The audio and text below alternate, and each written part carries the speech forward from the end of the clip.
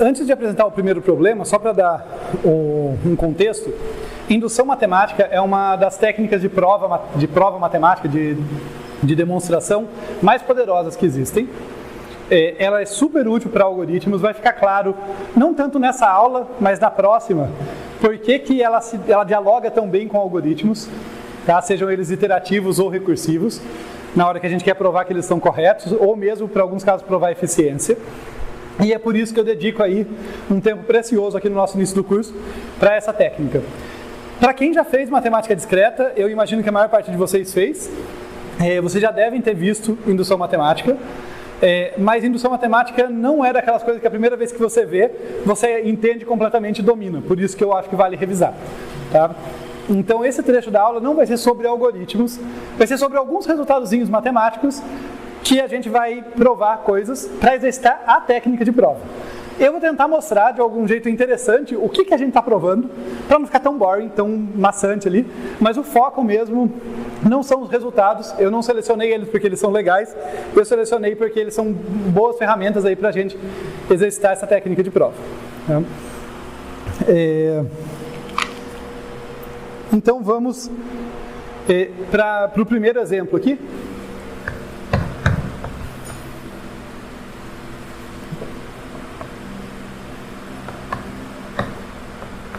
Do que se trata esse primeiro exemplo? Eu quero mostrar que 2 elevado a 0, mais 2 elevado a 1, mais 2 elevado a 2, e assim por diante, até 2 elevado a n, é igual a 2 elevado a n mais 1 no expoente, e menos 1 aqui. Tá? É só uma correspondência matemática, uma tautologia, que é só, olha, esse somatório é igual a isso aqui. Como eu falei, para ficar menos árido, para cada um dos exemplos, eu acho que eu tenho uma figurinha para cada um, eu puxei alguma coisa que a gente já viu aí, alguma coisa geométrica e tal, para a gente interpretar o que isso está dizendo. Não que se resuma ao exemplo, mas é um jeito de visualizar isso. E no caso, esse somatório aqui, né, essa PGzinha, ela dialoga com as nossas árvores binárias completas. Se vocês lembrarem da árvore binária completa, a gente tem assim, olha, no nível 0 tem a raiz, que daí gera 2, que depois gera 4, que depois gera 8 e assim por diante. Se eu perguntar para vocês, olha, eu tenho uma árvore completa com n níveis. E note que aqui n não é o número de nós, porque eu usei n para contar o número de termos. E eu tenho um termo para cada, 0, 1, 2, 3, assim por diante, um termo para cada nível. Então se eu falar, eu tenho uma árvore completa com n níveis, quantos nós ela tem? É isso que isso aqui está respondendo. Tá? Uma PG ali que responde muitas coisas, depende do contexto. Para a gente contextualizar, seria a resposta de qual o número de nós de uma árvore completa com n níveis. Mas, de novo, isso é só para não ficar tão vago. O que eu quero fazer com vocês é provar que isso aqui é verdade, usando indução. Tá? Então, primeira coisa, assim como... Lá vou eu viajar aqui, né? Assim como o brilhantismo de um romance não está exatamente na língua na qual ele é escrito, mas se você não souber aquela língua, você não vai conseguir apreciar o que está lá. Matemática é uma linguagem. E a gente costuma entrar no ensino superior sem saber o que é um somatório. Daí você não consegue ler uma expressão simples, porque você não conhece os símbolos. Então, vejam, eu escrevi dessa forma, mas para poder trabalhar agora, eu vou transformar isso aqui no quê? Isso aqui é um somatório. O somatório de... Começando onde? Em 0. Indo até onde? Até n. E qual que é o termo que está aqui dentro? É uma exponencial, é 2 elevado a i. É importante a linguagem, tá? Não é um detalhe. Porque às vezes, se o negócio é muito grande, você não consegue manipular com facilidade. Tá? Então tem hora que eu quero expandir, tem hora que eu quero compactar para poder manipular. Mas o que eu quero mostrar é isso, que isso aqui é igual a 2n mais 1 menos 1 ali. Tá bom, só escrevi de modo compacto. Como que funciona a prova por indução? Afinal, isso aqui é uma desculpa para relembrar vocês prova por indução. Na prova por indução, é aquela analogia dos dominós. A gente mostra o caso base, quer dizer, a gente mostra que no início, para n igual a 0 ou n igual a 1, tá? Depende ali, a expressão pode começar no 0, no 1 ou em algum outro valor, mas 0 e 1 são os mais comuns. A gente mostra que aquela propriedade vale no início, quer dizer que o primeiro dominó cai, e depois eu mostro que se o iésimo dominó caiu, o iésimo mais 1 também caiu. Se o enésimo, né, se um contador, se um cara caiu, o seguinte caiu. Por que isso é relevante? Porque tem muitas situações, inclusive algoritmos iterativos e tal, em que o resultado daquele procedimento, daquele algoritmo que foi, é o resultado de uma sequência de ações. E não dá pra gente provar, tipo assim, olha, o meu algoritmo tem 1000 iterações, eu vou provar que, olha, na iteração 0 valia uma coisa, daí na iteração 1 continuou valendo, daí na 2 continuou valendo, daí na 3 continuou valendo, por 1000 vezes, parece cansativo, né? E daí se a minha entrada tiver um tamanho 1 milhão, eu estou lascado, né? Então eu preciso de um jeito mais abrangente para falar, olha, eu vou provar que se vale para esse, vale para o seguinte. Só que esse e o seguinte são genéricos, é um i qualquer. Então eu mostro que um dominó vai derrubando o outro para todo o infinito. Eu mostro uma coisa muito mais poderosa. É estranho, é abstrato, mas é super útil. Voltando para cá, então eu vou começar mostrando que o primeiro dominó cai, mostrando o caso base. Tá?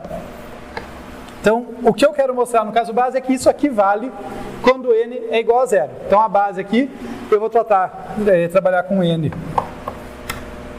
igual a 0.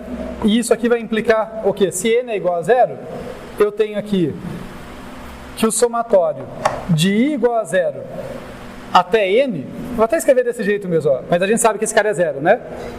De 2 elevado a i, quantos termos vai ter esse somatório, gente? Se ele começa em 0 e termina em 0, um termo só, certo? Esse somatório aqui está escrito de modo compactado, mas no caso em que n é igual a 0, vai ter só 2 elevado a 0 ali. Tudo bem, gente? Então, no caso base, isso aqui é 2 elevado a 0. E, vejam, eu quero mostrar que isso é igual a isso, pelo menos no caso base, é o começo da minha prova. Então, eu tenho que, olha, isso aqui é esse cara. Isso é, no caso que n é igual a 0, isso aqui é 2 elevado a 0. Mais 2 elevado a 0 para os íntimos é 1. Mas também é 2 elevado a 0 mais 1 menos 1. Certo? Tudo bem? Essa parte é bem assim, só manipulação algébrica mesmo. Tá? Só que vejam, o 0 nesse caso, no caso base, é o meu n, então isso aqui é 2 elevado a n mais 1 menos 1. Eu mostrei que quando n é igual a 0, a expressão vale. Então ela começa valendo. A propriedade que eu quero mostrar que vale sempre, vale para todo natural. Eu não sei se eu deixei isso claro, né, porque eu escrevi desse jeito, então deixa eu destacar aqui.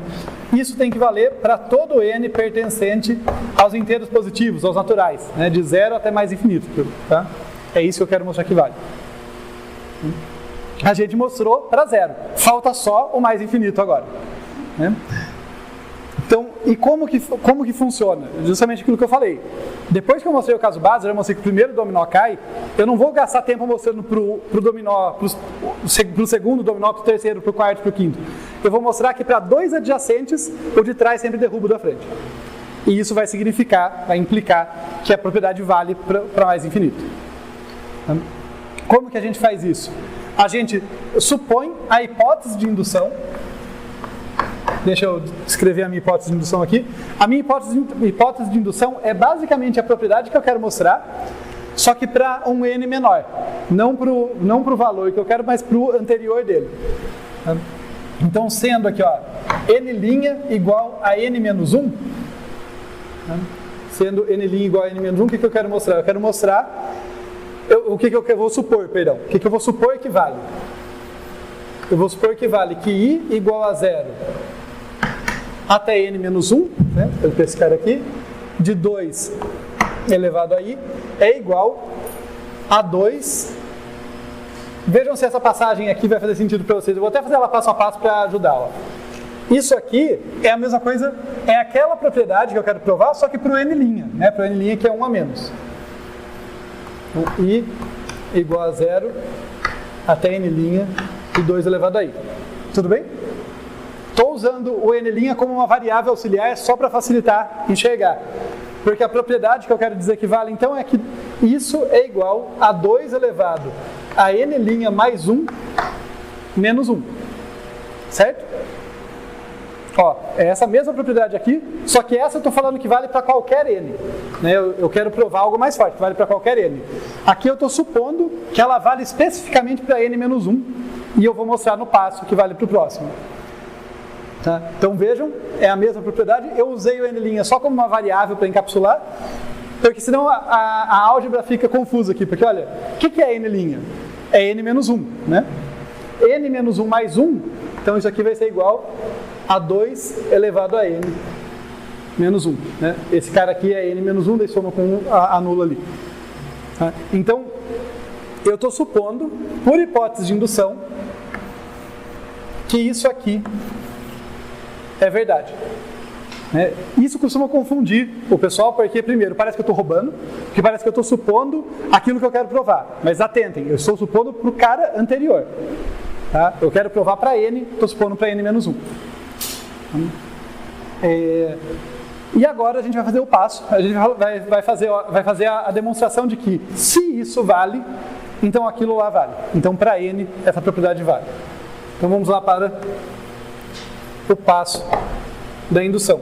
E daí na hora do passo não tem uma regra, tá? É uma tentativa de demonstrar sabendo que você pode lançar mão da hipótese de indução. Então normalmente a gente procura um jeito dessa expressão aqui com n menos 1 aparecer, para eu poder lançar a mão e falar, opa, mas isso eu sei que é igual a isso aqui, e daí eu faço a manipulação. Então como que eu vou começar? Olha, eu quero que isso seja verdade.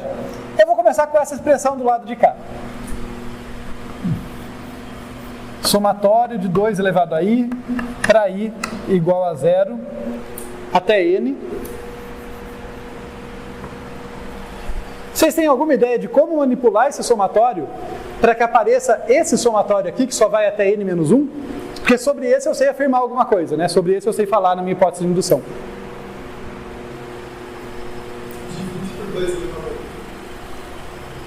Eu não quero que o 2 elevado a 1 suma de tudo. Eu quero só que suma o último termo. Eu posso, olha só, esse cara aqui, se a gente voltar para cá, é 2 a 0 mais 2 a 1 mais 2 a 2, mais 2 a n. Quer dizer, aquele lá é até 2 a n menos 1. Ele para um termo antes. Né? Se eu lembro que um somatório é essa sequência de somas, eu posso tirar esse último termo para fora. Né? Então eu posso chegar aqui e falar, tá bom, ó, 2 a n, você não me convém, então fica para fora aqui. O que sobra no somatório? O mesmo padrão, só que até n menos 1. Mas, pô, sobre isso eu sei falar alguma coisa. Eu sei falar que isso, por hipótese de indução, é igual àquilo. Então, isso aqui, eu sempre gosto de identificar, olha, esse foi o ponto da prova que eu usei a hipótese de indução. Algumas provas mais complexas eu posso ter que usar várias vezes. Mas a maior parte, acho que todas que a gente vai ver hoje, é um ponto que você usa ela. Tá? Então, eu vou trocar isso aqui por isso aqui. E eu vou ter 2 elevado a n, né, que é esse cara, mais... Eu vou até pôr entre parênteses, ó, 2 elevado a n menos 1. Né? Isso aqui veio da hipótese de indução.